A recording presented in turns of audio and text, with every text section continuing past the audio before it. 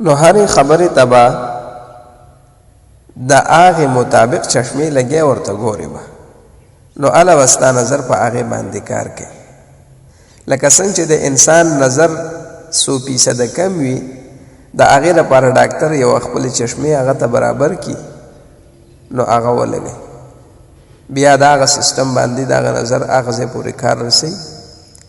د امام ابو حنیفه رحمت الله علیه د کشف امتحان یو پیره خلکو اغستو،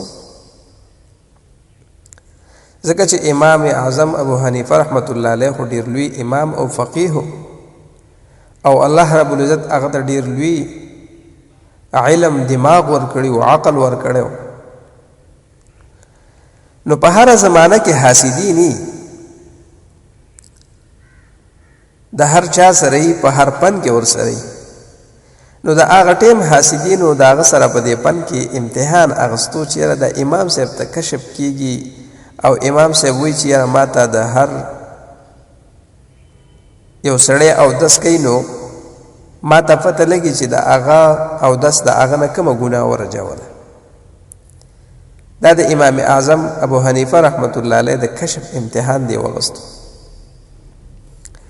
نو یو پیره یو سړي مسجد کې په غسل خانه کې ولامبل، نو چې ویلامبل امام اعظم ابو حنیفه رحمت الله علیه هغې بار کې نه وایي ته وګوره چې دې کې څه کومه ګناه روانه ده په دې اوبو کې چې کومې د غسل خانې نه راتللې. نو چې کله امام اعظم ابو حنیفه رحمت الله علیه هلته وکتل هغه اوبو ته، نو امام صاحب وویل چې په دې کې ما ته د خپلې والدې د نافرمانۍ ګناه ښکاري چې هغه د ده نه رجېږي. چېرته دې بنده به د والدې نافرماني کړي یا د هغې سره به څه جنګ جګړه کړي، د هغې ګناه دې کې رجېږي. نو اچانک چې کله هغه کس ولامبل واپس راووتلو، نو هغه کسانو د هغه نه تپوس وکړو، وایي ولې دې ولامبل؟ نو هغه ورته وویل وایي یاره ما د خپلې والدې سره کور کې لږ جګړه کړې وه، نو بس هغې په وجه باندې زه ډېر څه غوسه وم، او غوسه چې کوم دی نو ډېره زیاته ماله راغلې وه. ما ویل چې راشه دا غوسه کنټرول کړه ولامبه، او دا غوسه به دې د دې سره کنټرول شي. نو رالم دلته مې ولامبه. ته یقین وکړه چې د هغه وخت هغه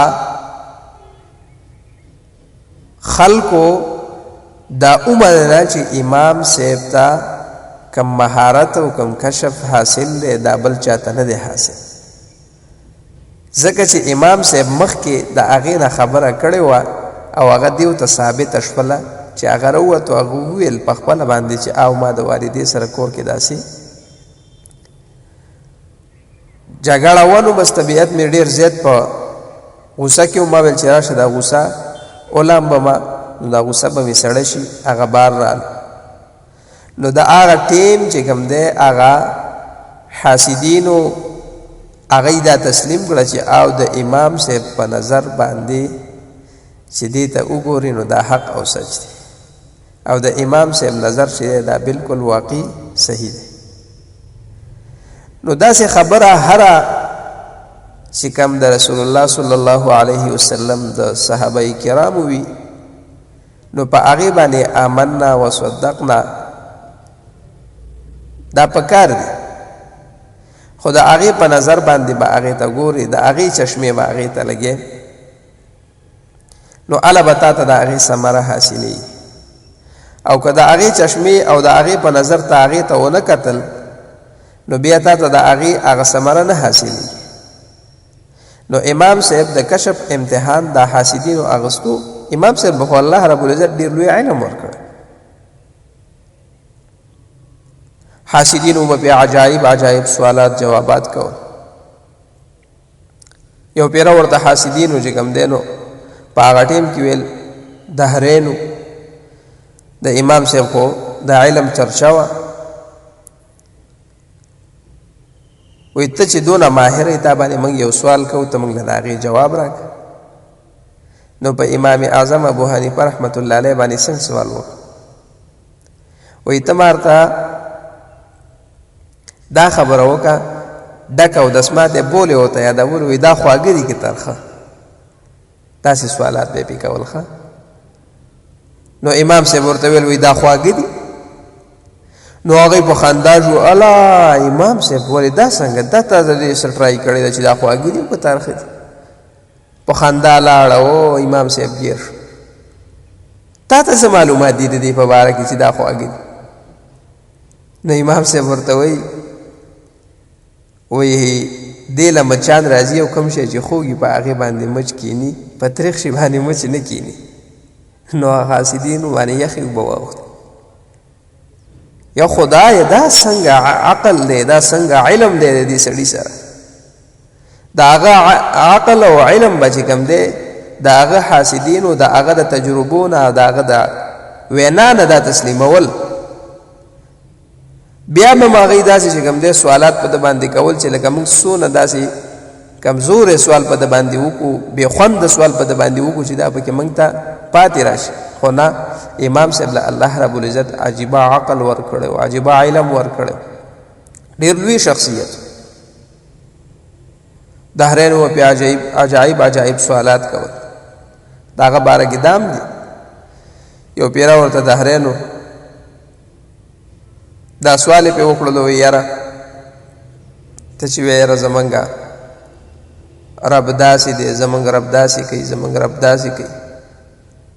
نو یو جلسه وه، نو په هغې کې چې کوم دی امام صاحب نه سوال وکړلو، وی ستا رب دې وخت کې څه کوي چې ته وایې زما رب هر ټیم قادر دی، هر ټیم خالق دی، هر ټیم هر څه کوي.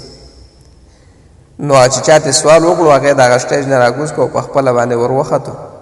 نو بیا یې ورته ووایي زما رب دې وخت کې دا وکړو چې دې د سټیج نه کوز کړې او زه یې راوخېجولو. داسې عجیبه علم الله ورکړی و، داسې عجیبه پوهه الله ورکړې وه. ځکه خو د هغه د وجې نه امت ته څونه خیر خور شوی دی، امت ته څونه په مسایلو کې اسانتیا راغلې ده، امت ته چې څونه سهولت هغه مهیا کړی دی. نو داسې بل مجتهد دا په هغه زمانه کې نو.